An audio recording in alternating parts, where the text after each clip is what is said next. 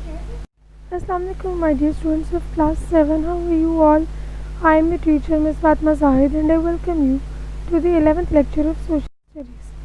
Okay students, as you know that from the last two lectures we are doing a chapter number 7, which is transport and communication. In the last lecture we have discussed about some of the means of transport. In this class we will discuss about another one means of transport, which is by sea, and also discuss about the communication and the means of communication. इस lecture में हम पढ़ेंगे कि bye sea हम किस तरह से transport कर सकते हैं अपनी प्रोडक्ट्स, अपनी चीज़ों को, और हम लोगों से कम्युनिकेशन होती क्या है, कम्युनिकेशन के मीन्स क्या क्या है, ज़राए क्या क्या, हम किस तरह से कम्युनिकेट करते हैं. Clear? Okay, let's begin. By sea another means of transport is by सी.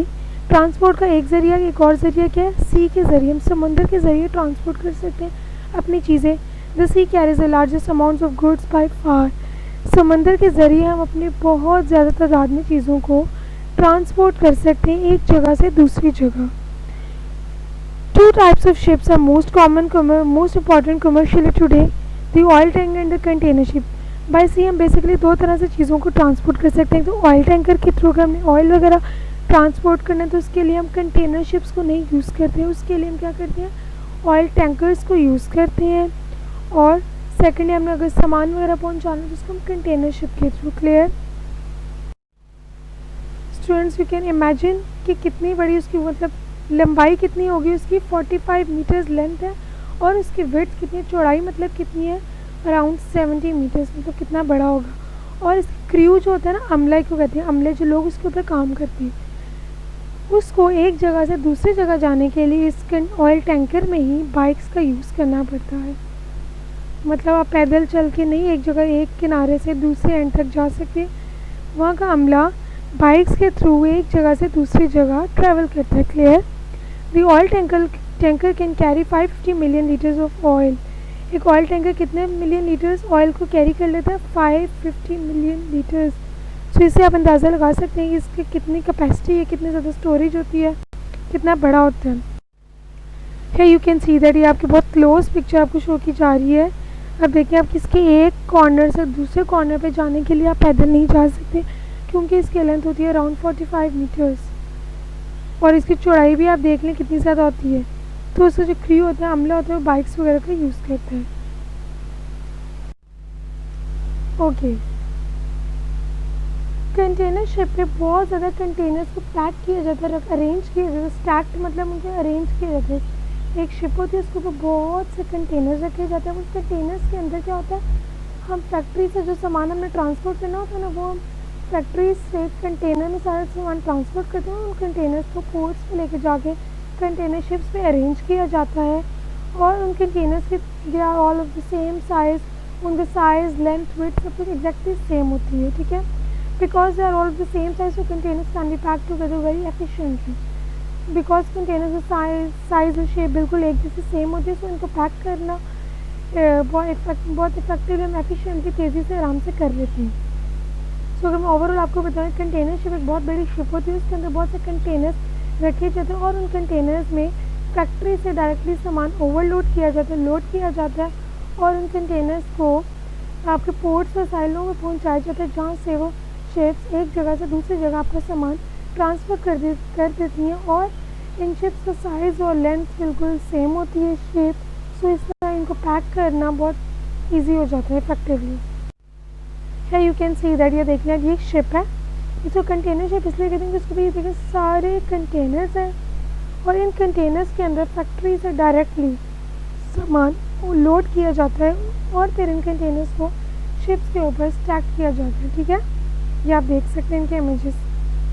इसीलिए इनको हम क्या कहते हैं? Container ship. Okay, now comes to another topic which is communication. Communication क्या होती है? Communication is an exchange of ideas, feelings और मीनिंग बिटवीन टू और मोर पर्सन. कम्युनिकेशन बेसिकली अगर हम उर्दू में बात करें, कम्युनिकेशन को हम कहते हैं बातचीत करना. अपने ट्रांसफ़र ऑफ इंफॉर्मेशन, अपने इंफॉर्मेशन को ट्रांसफ़र करना एक शख्स से दूसरे शख्स या किसी ग्रुप के दरमियान अपनी बात को, अपनी फीलिंग्स को, अपनी आइडियाज़ को एक्सचेंज करना, ट्रांसफ़र करना कहलाता है communication.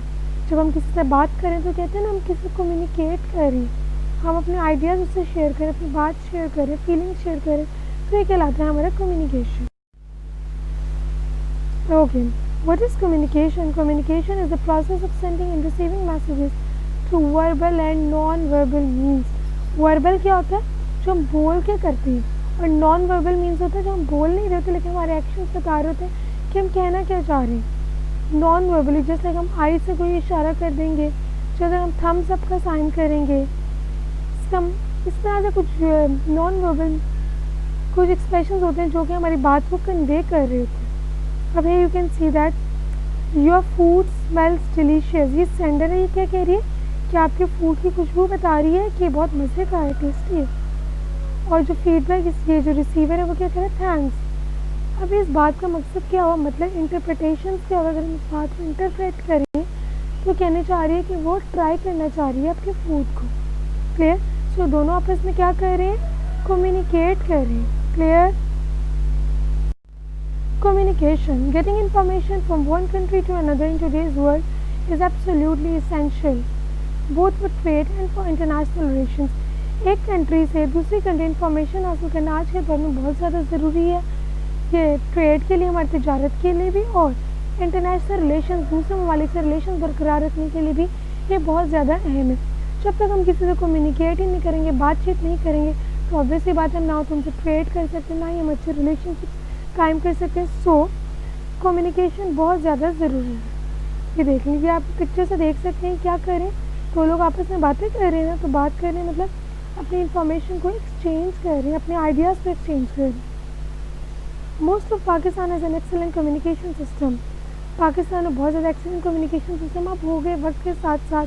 Television, radio, computers, mobile phones and other electronic equipment, हम बहुत से डिवाइसेस के थ्रू, बहुत से टेक्नोलॉजीज़ के थ्रू कम्युनिकेट करते हैं लोगों ने। टेलीविज़न के थ्रू क्या करते हैं लोग? हमें अपना मैसेज कन्वे कर रहे थे। न्यूज़ कास्टर्स क्या कर रहे थे?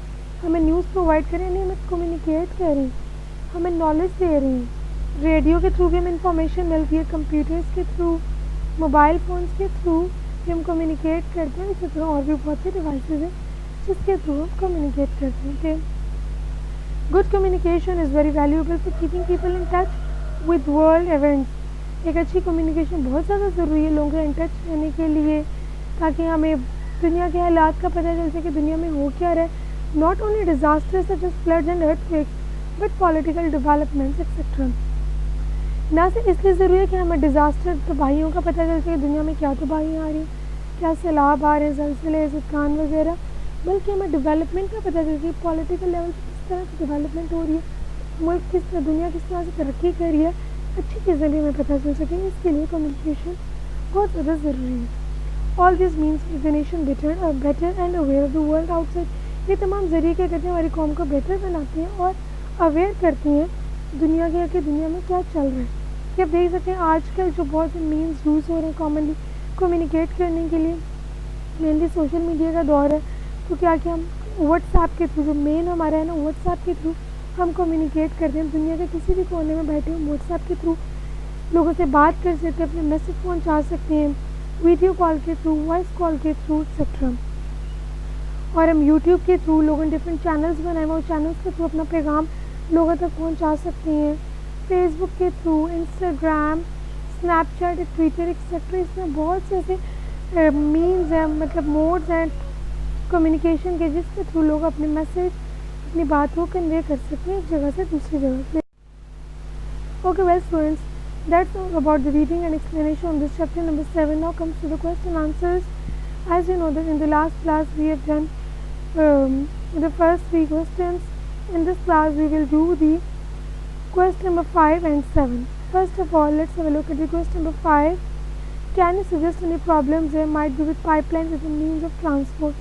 क्या आप सजेस्ट कर सकते हैं कि पाइपलाइन जो कि एक ट्रांसपोर्ट का ज़रिया है, क्या क्या उसके प्रॉब्लम आ सकती है, मतलब उससे क्या क्या डिसएडवांटेजेस हो सकती हैं।